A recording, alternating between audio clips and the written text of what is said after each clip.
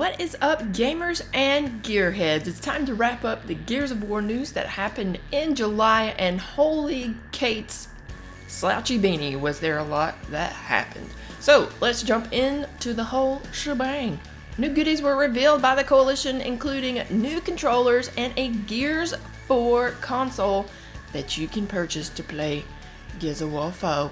Mashable first revealed the new hardware, including laser-etched claw marks on the side in mid-July. Along with that, here's this snazzy COG controller with the new emblem JD sports during the game, and you can also purchase the red controller separately from the oh-so-snazzy Gears 4 Xbox One S that I hope to eventually get my hands on one day. It will happen. Maybe, hopefully. Now, the cool thing about these controllers is that the new technology makes them feel a little more real.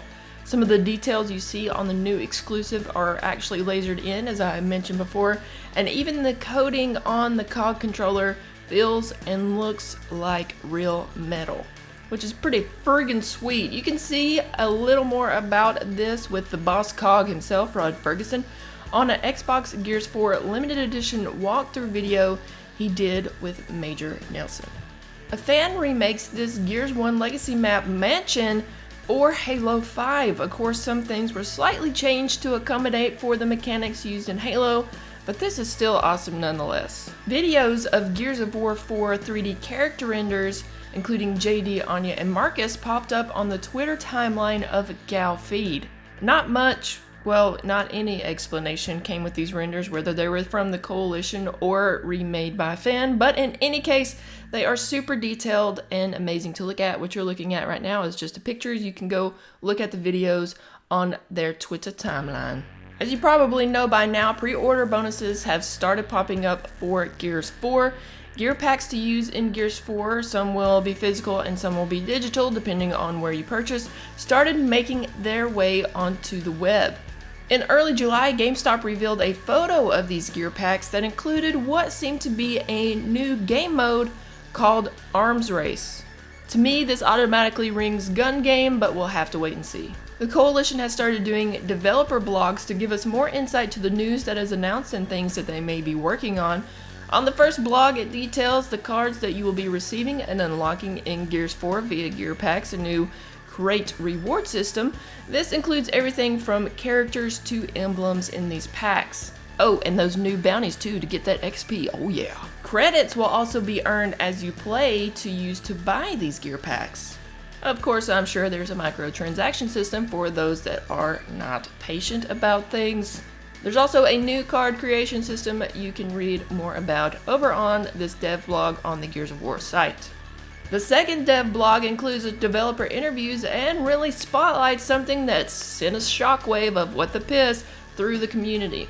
Now, some of this is going to make your butthole pucker, but all I gotta say is just wait and see, guys. Just wait and see. They can change it. Everything's fine. Everyone calm down. They're trying something new. Everybody chill out. There will be separate weapon balances for core versus competitive gameplay on Gears of War. Yes, what one weapon does in what they are calling core or social play, as we've known it before, will output different damage in competitive play or ranked play, whatever you want to call it. In private play, you can set the weapon tuning to whatever you wish. Lead multiplayer designer Ryan Clevin says that rather than trying to please everyone and end up pleasing no one, they decided that they would split the tuning into two sets after feedback from the pro players who participated in the Escalation show match during PAX. Now I want to know, what do you think about this dual balance system? Let me know in the comments below. New changes we'll be seeing also include reduced lethality and active reloads, which includes a cooldown time now. Heck freaking yeah. Aim assist will be turned down in competitive play. Super excited about that. The hammer burst has been changed from a 6 to a 3-shot weapon. For you that have seen me play in my streams and stuff before, you guys know I love the hammer burst, so I'm ready to try this out. Only one frag can be tagged to a wall at a time, among other simple tweaks to weaponry. Loot Crate announced an exclusive Gears of War 4 Loot Crate last month. There are two versions, one with a digital game code and one without. Both will snag you a 7-inch lantern replica that you can use to mess with your dogs. That's exactly what I'm going to do. A hoodie, glassware, and more. I don't know what and more means, but I'm excited about that. Keep me in suspense. That's what I'm talking about. Note that you will not get to play the game 4 days early, unlike other pre-orders. According to their listing, it says you'll be playing on launch day, so I'm not sure if that's wrong, but you'll be getting the loot crate on launch day, so you probably won't be playing till launch day. So keep that in mind if you want to purchase the game from there. However, this is a great alternative if you want to get something collectible, but can't afford the Amazon statue designed by Triforce, which is nom nom nom nom nom nom. So that's exactly what I did. I'm actually getting the Ultimate Edition still case from GameStop, and then I ordered the loot crate without the game as something to have collectible. Now let's recap some of the stuff from San Diego Comic-Con. Before the festivities began, the Coalition rained a bunch of new content all over our faces. We were doing rain dances, things were happening, they were just like, here you go, and they gave it all to us on their Twitter feed. This is all recapped in the third dev vlog over on their Gears of War site. In the meantime, let's do a quick rundown. New map fly-throughs were added to the Gears of War YouTube page that includes a new map called Forge, and on the latest dev blog they included some bits and pieces of information about this new map. The marketing of Gears of War 4 has been explosive and exciting like that of Gears of War 3, including new goodies for all fans to get their hands on. Xbox News provided a good itinerary of what we'll be looking out for, including a full-scale weapon replica, a Lancer weapon replica that is, pop figures, and a Marcus statue. I don't know why I went Russian there, it happened, everyone accept it, I'm sorry. Just to mention this real quick, there will be exclusive bobblehead pop figures of JD Phoenix at Best Buy, here it is, you can pre-order it now. New Gears 4 gameplay hit the scene, including none other than old trusty father of the century and baby making Mark Phoenix. That's what I'm start calling him from now on. Sorry. That can mean exclusive skin, Boss Cog. You want to make baby making Mark Phoenix? Yeah, shirtless. Just write it down. It was revealed that Jimmy Smits will be the voice actor of everyone's favorite cargo pants model, Oscar Diaz. And it was mentioned on Twitter that the D in JD stands for Dominic. Nailed it.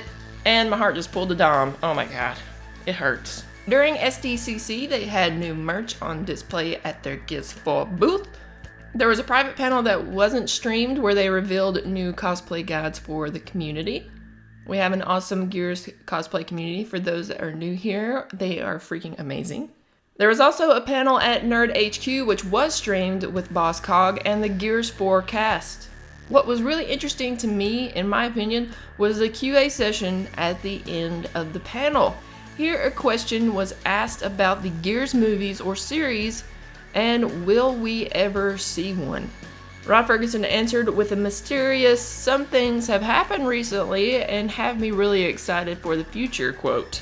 Now, I really don't like to do speculation in this report. It's not my thing, it's not what I want to do, but I wanted to put a thought and a theory out there for you guys on who could possibly be doing this Gears either series or movie or whatever we're going to be seeing. In very early July, it was reported that former Ubisoft movie CEO Jean-Julien Baronet, yes, French, nailed it, quit to open his own production company that is devoted to adapting video games into movies.